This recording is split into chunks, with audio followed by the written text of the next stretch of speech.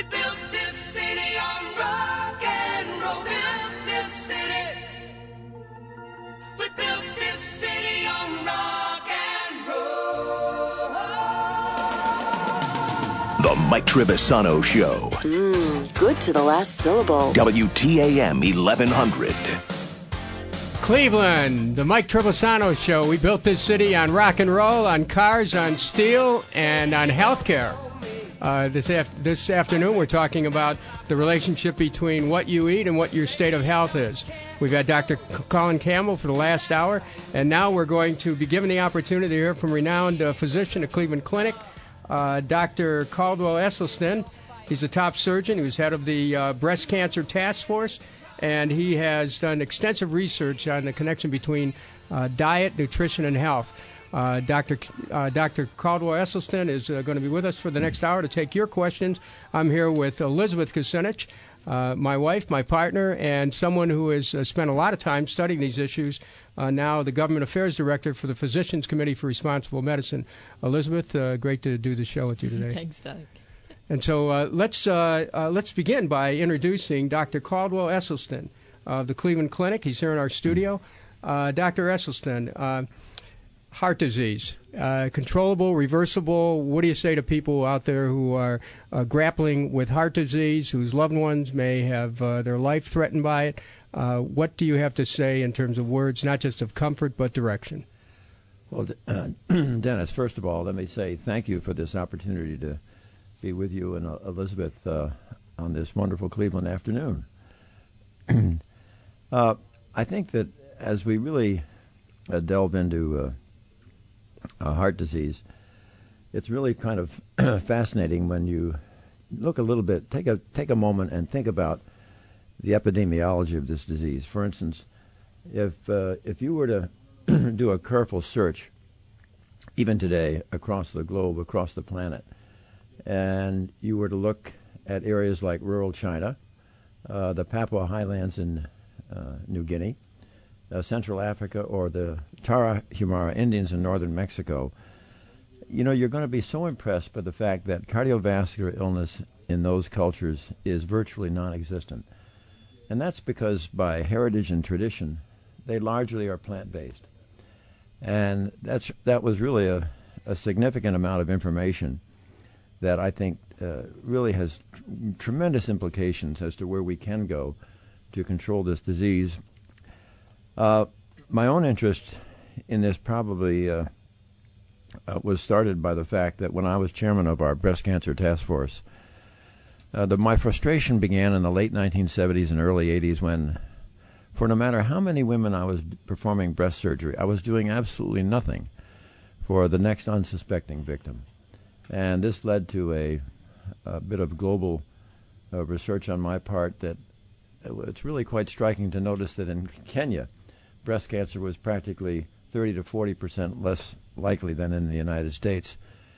And in rural Japan in the 1950s, breast cancer was very infrequently identified. Yet as soon as the Japanese women would migrate to the United States, by the second and third generation, they now had the same rate of breast cancer as their Caucasian counterpart.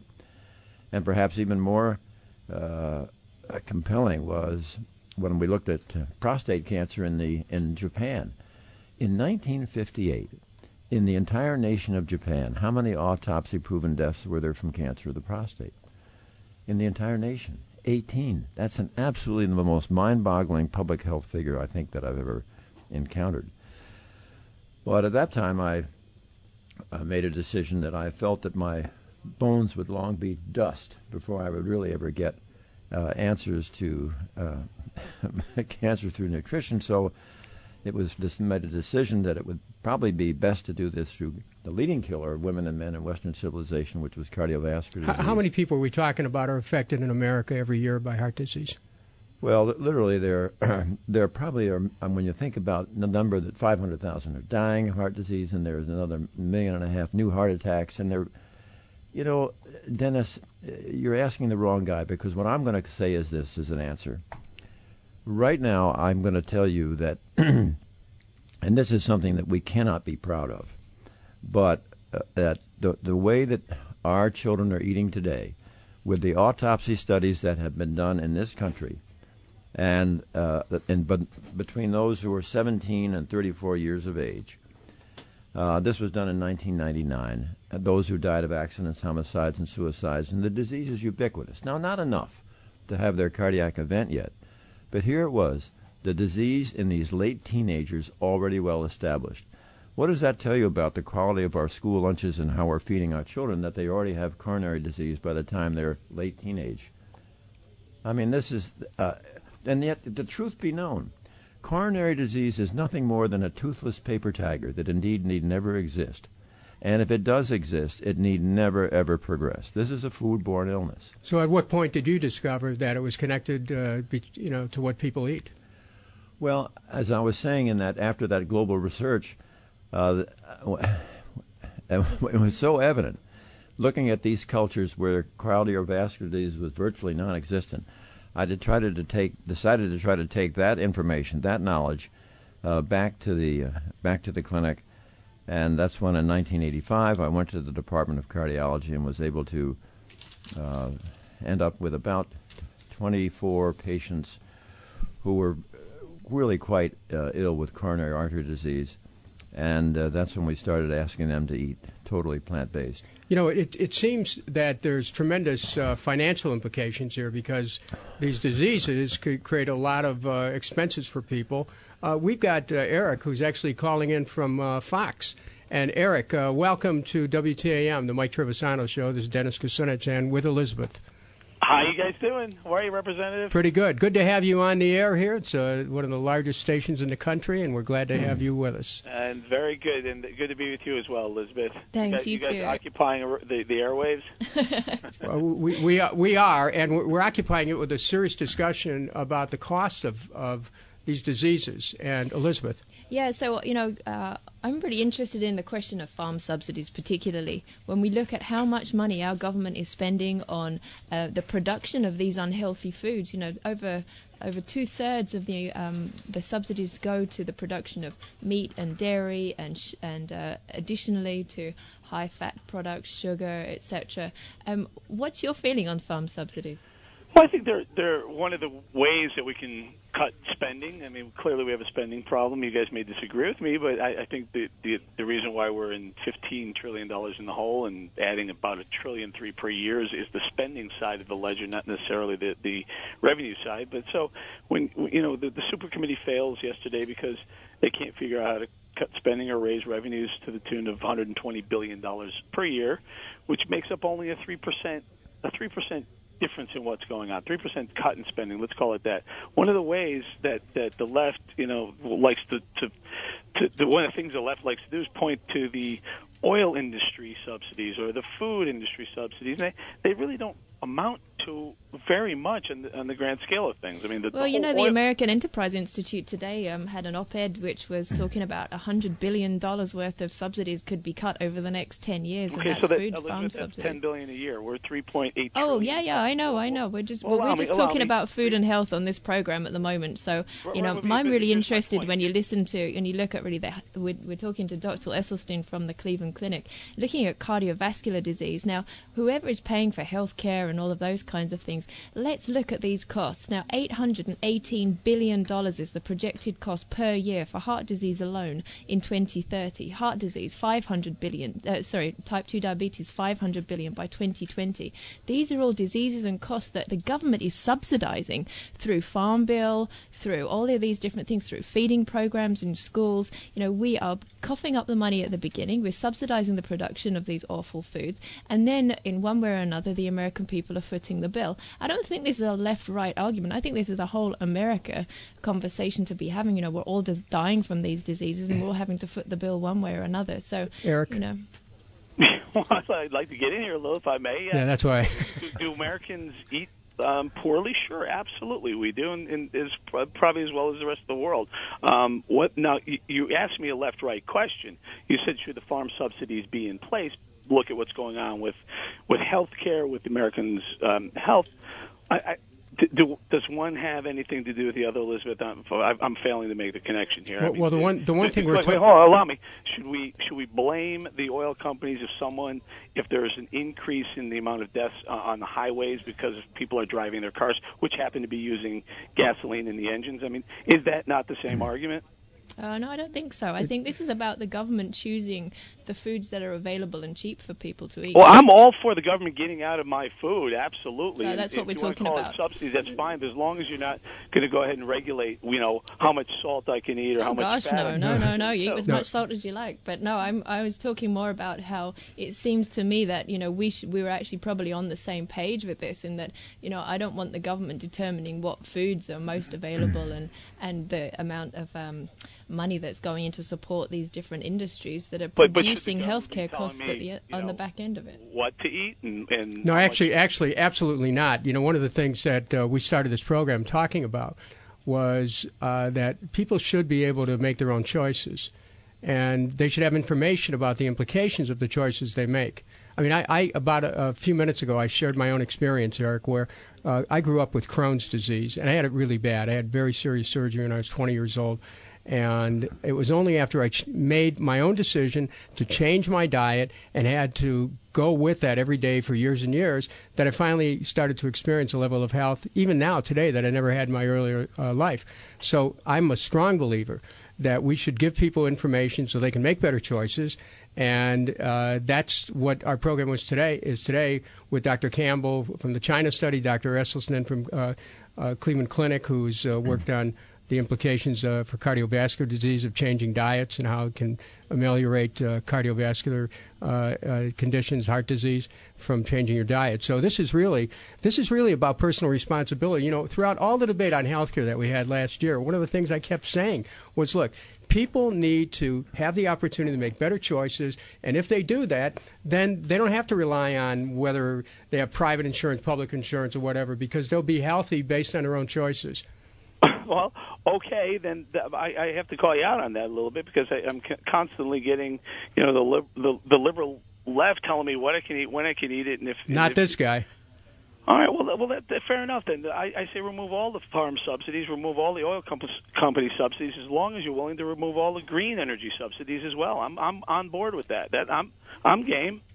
Well, you know what? Eric is a well-known Fox commentator, and we have Dr. Esselstyn. Did you have a question for Dr. Esselstyn, Eric? Because he's at Cleveland Clinic heading up this big program. It might be a good chance to... No, I think you guys are hitting on a very important issue. I mean, I think that I saw a study where 1 in 6 Americans will be diagnosed with one form of diabetes or another by the year 2030, and that's a scary trajectory. But, Doctor, just is it... I mean, Elizabeth, all I'm having a problem with is you tying a subsidy to a growing, epidemic of a disease. I mean, I'm not seeing the tie-in. Oh, hi, Eric. This is Dr. Esselstyn, and thank you for coming on today.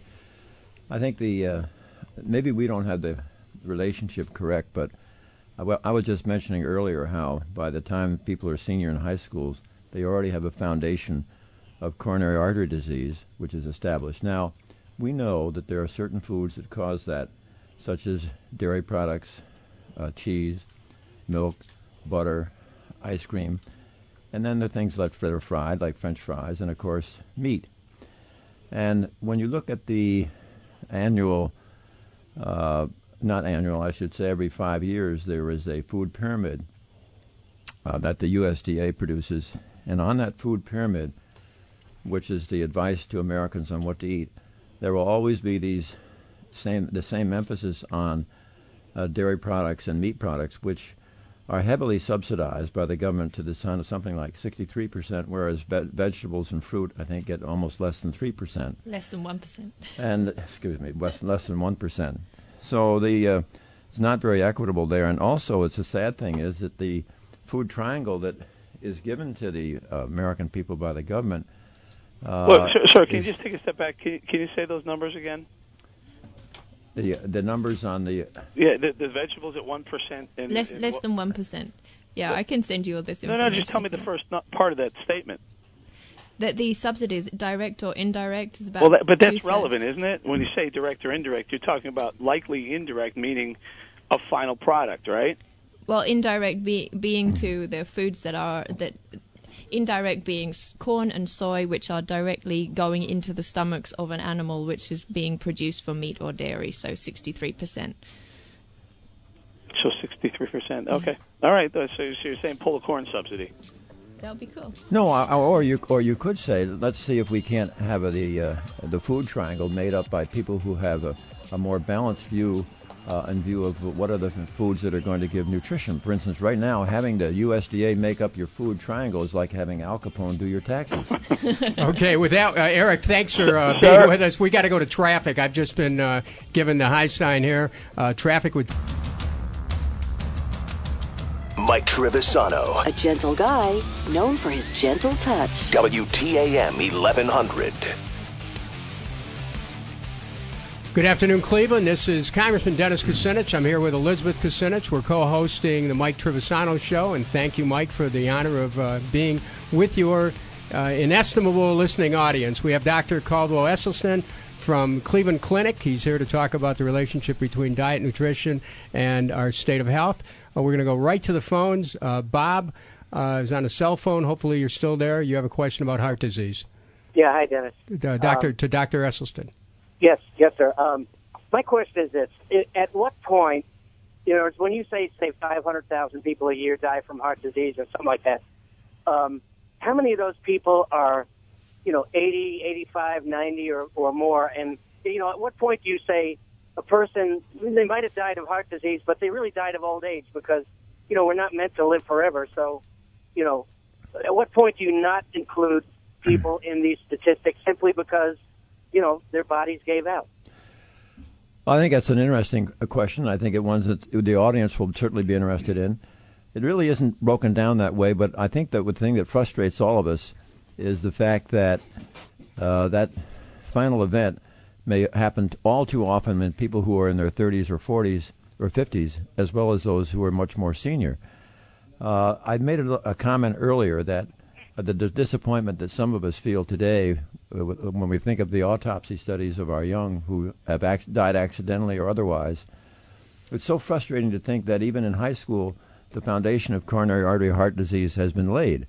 And that's why we have this epidemic later on in other cultures and other societies who don't eat with the extreme Western diet, never have this disease. It's a question of really what we call extreme. For instance, in the United States, we have this epidemic of diabetes, we have an epidemic of high blood pressure, hypertension, we have an epidemic of obesity, and we have an epidemic of heart disease, which has been with us now for decade after decade. And the thing that's really exciting to me is the fact that we know how to stop this heart disease epidemic. And really the foundation from it will be education.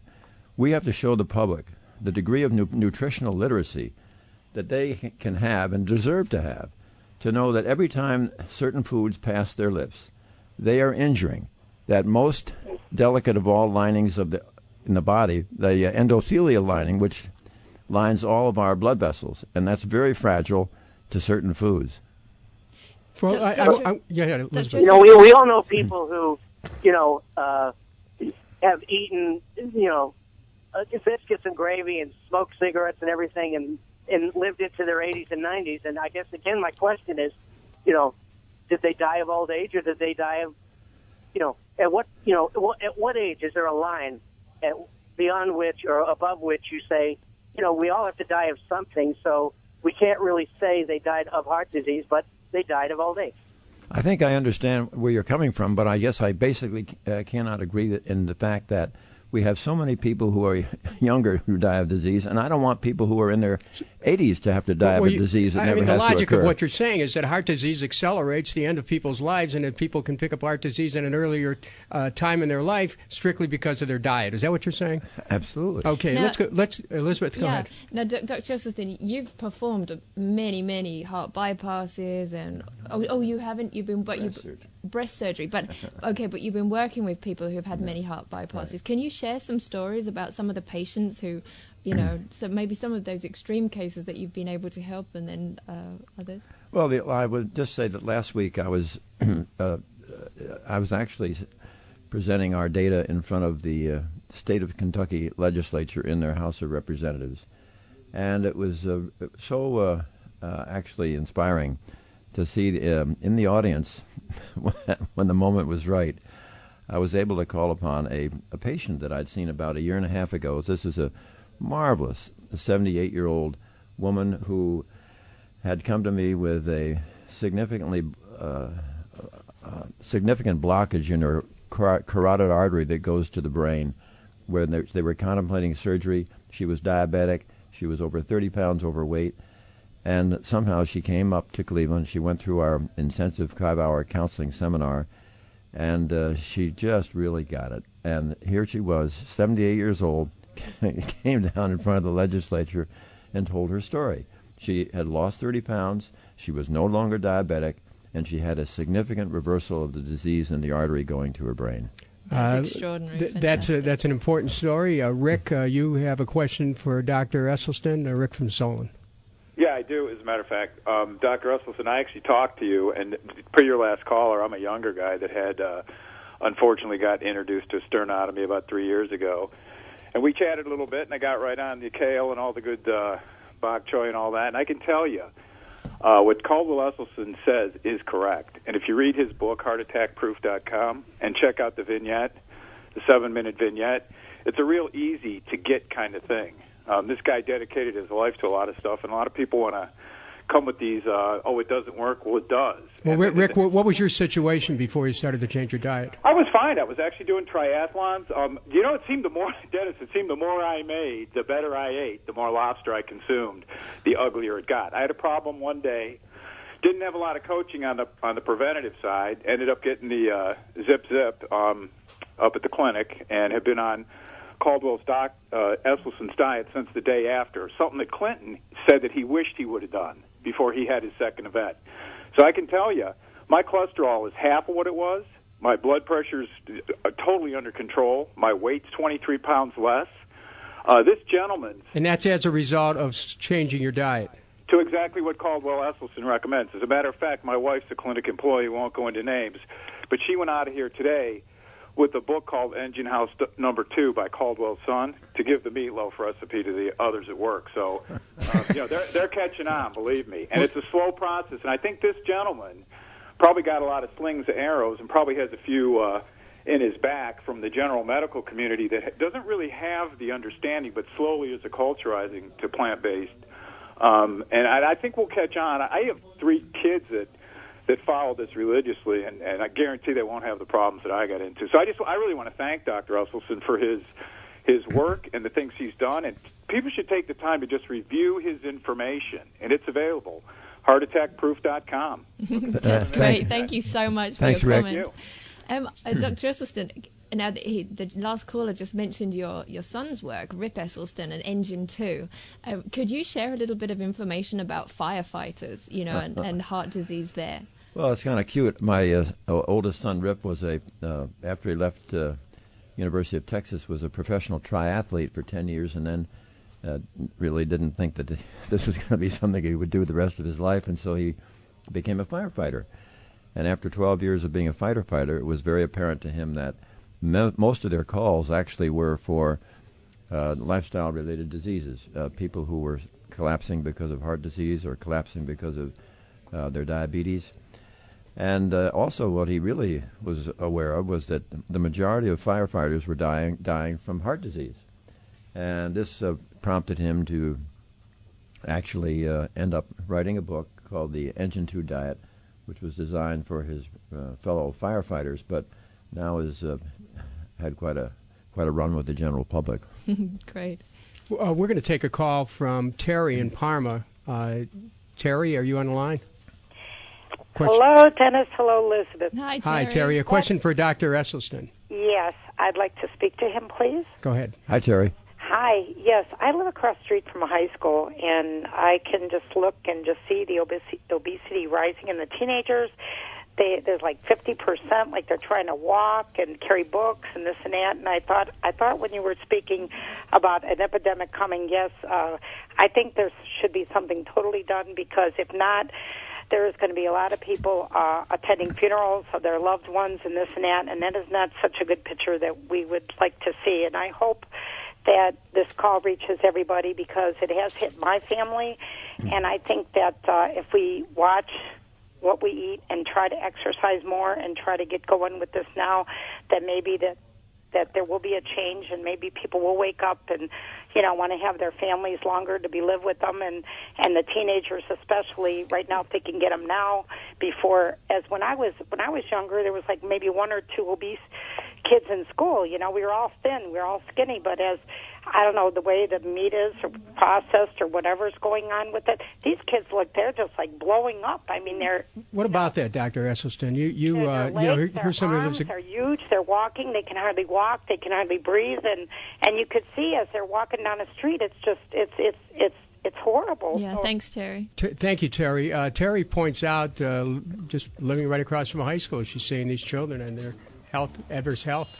I think that would be true, Dennis, probably of most high schools today, that we have this epidemic. I think that we ought to really try to, maybe if we have a moment, we ought to try to state what are the foods that every time they pass your lips, you injure the lining of your artery. And maybe after this break, we'll... We're gonna keep the arteries of Cleveland moving right now with a traffic break. Jennifer Rose, go ahead.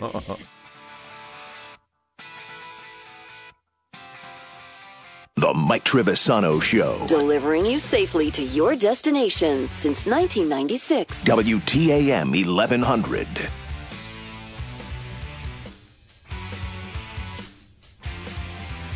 Good afternoon, Cleveland. This is Denis Kucinich. I'm here with Elizabeth Kucinich. We're co-hosting the Mike Trivisonno Show.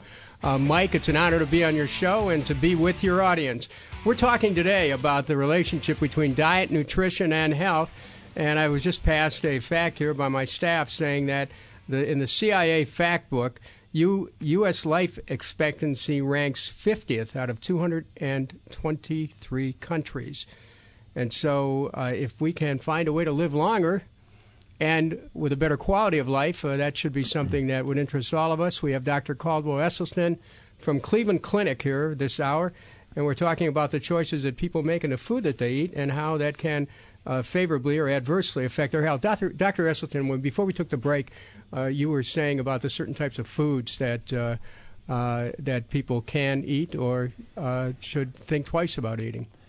Well, Dennis, this is in regards to the research that we did with patients who were severely ill with heart disease. They either failed their first or second bypass, they'd failed their first or second angioplasty, they were too sick for these procedures, or they had refused. And we tried to learn initially by just having them go plant-based, sort of mimicking those cultures on the planet where heart disease was virtually non-existent. And that really worked very well. But since then, the research has become a lot more specific. And there's a test now called the brachial artery tourniquet test, which enables us to determine which foods, as soon as they pass your lips, within minutes, are able to start injuring that delicate lining of your artery. And those foods are, believe it or not, all oils. That is to say, olive oil, corn oil, soybean oil, safflower oil, sunflower oil, coconut oil, palm oil, canola oil. Oil injures those delicate cells. What else injures them? Anything with a mother or face, meat, fish, chicken, and turkey, and dairy. And so when we took those products away from these patients who were so ill, striking things began to happen. Not only did they lost weight, but their chest pain was going away, and their symptoms of heart disease were largely resolving. And then we finally did the follow-up angiograms. That is, we did X-rays of the arteries that were narrowed going to the heart initially, and we found that there was striking reversal of the disease. Why is this so? Why, if you if you had patients stop ingesting these oils or change the diet and stop eating meat or chicken, what happens physiologically? Well, what happens is this delicate lining cell, which has a name, the endothelial cell, makes a magic molecule that protects all of us from a vascular standpoint. And that magic molecule that is manufactured is nitric oxide, not nitrous oxide, which is the laughing gas, but nitric oxide. And that has remarkable properties that protects our blood vessels. And how does it do it? Nitric oxide, 1, it keeps our blood flowing smoothly like Teflon rather than Velcro. 2, nitric oxide is the strongest vasodilator in the body. That is to say, when you climb stairs, the arteries to your heart dilate, they widen, just like your arteries to your legs. That's nitric oxide. It also prevents inflammation from forming in the wall of the artery. This prevents you from getting high blood pressure, hypertension. And most importantly, when you have a good, full, normal level of nitric oxide, you do not make blockages or plaque in your artery. So what you're saying essentially is that you can reverse heart disease, cardiovascular disease by changing your diet. Oh, we proved that on multiple occasions. Let's. We got time for a couple questions here. We got Jeff and Avon with a question about heart disease. Jeff. Yes, hi. I'm actually being treated at the Cleveland Clinic. I have viral cardiomyopathy, dilated format, and my question is, I started your diet about 5 weeks ago. I lost 22 pounds. I feel great. My blood pressure is under control. But when you say you see a reversal in the heart disease, are we talking about the type of cardiomyopathies, or is this the diseases that are causing heart attacks? No, I think that's an excellent question, and I'm glad you asked that. It would be totally unfair of me. First of all, I'm proud of what you've done. I'm sure that with your weight loss, that this is going to give you much less burden on the heart. It would be totally unfair of me to tell you that our research has been done on cardiomyopathy, which may be caused by a virus or some other condition that isn't still fully understood.